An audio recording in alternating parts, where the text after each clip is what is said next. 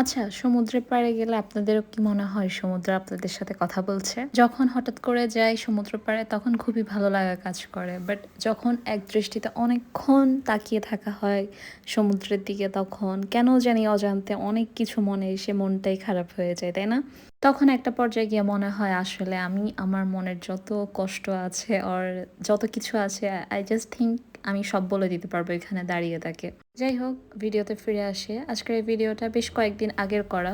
আমরা সবাই মিলে চলে গিয়েছিলাম পতেঙ্গায় অ্যান্ড সেদিন এত বেশি জোয়ার ছিল, এত বড় বড় ঢেউ আসছিল, জাস্ট লিটারেলি মনে হচ্ছিল আপনাকে টেনে নিয়ে যাবে। কিন্তু সমুদ্রের এত কাছে এসে পা ভেজাবো না সেটা তো আর কোনোভাবেই হয় না। তাই নেমেছিলাম একটু পা ভেজাবো, বাট গেস হোয়াট, একদম পুরাটাই ভিজিয়ে দিয়েছিল আমাকে।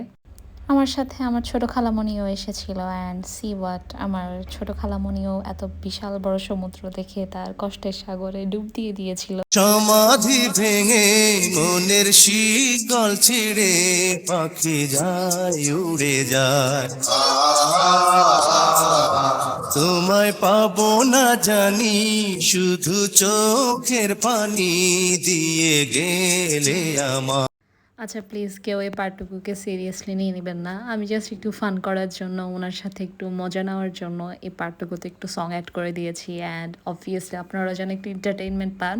যেমন সাগরে অনেক বিশাল বিশাল ঢেউ ছিল, সাথে সেদিনকার ওয়েদারটা এত বেশি সুন্দর ছিল, আকাশটা একদম ক্লিয়ার ছিল, প্রচুর পরিমাণে বাতাস ছিল, আমাদের আসতেই মন চাচ্ছিল না কোনোভাবে। দেন এখানে সবাই মিলে একটু খাওয়া দাওয়া করছিল। খাওয়া দাওয়া বলতে এখানে বেলপুরি অ্যান্ড ফুচকা নেওয়া হয়েছিল অ্যান্ড পতেঙ্গায় এসে পেঁয়াজু খাওয়া হবে না সেটা তো হয়ই না, বাট সামহাও আমার ফোন থেকে এই ক্লিপটা কিভাবে ডিলিট হয়ে গিয়েছিল মেবি।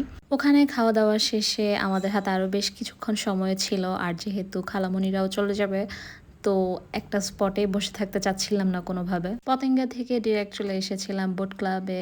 বোট ক্লাবেও আমি এবার বেশ অনেক দিন পরে এসেছি, আই থিঙ্ক অনেক দিন বললে ভুল হবে, 2-2.5 বছর পর এসেছিলাম অ্যান্ড সেখানেও অনেক সুন্দর একটা ওয়েদার ছিল প্রথম দিকে। বাট যখনই আমরা টিকিট কেটে এন্ট্রি করে বাচ্চাদের জন্য একটু প্লে জোনে খেলার জন্য গিয়েছি, ওখানেই আমাদেরকে গিয়ে বৃষ্টিটা ধরে। বাট আই থিঙ্ক বৃষ্টিটা 10 সেকেন্ডও স্টে করেনি, তার মাঝখানে একদম বৃষ্টিটা শেষ। দেন আবার ওরা খেলাধুলা করে অ্যান্ড আমরা আশেপাশে ঘোরাঘুরি করেছিলাম। এই প্লেসটা আই থিঙ্ক সকালে হোক রাতে হোক যখনই আসা হয় না কেন এই প্লেসটা থাকতে অনেক বেশি ভালো লাগে।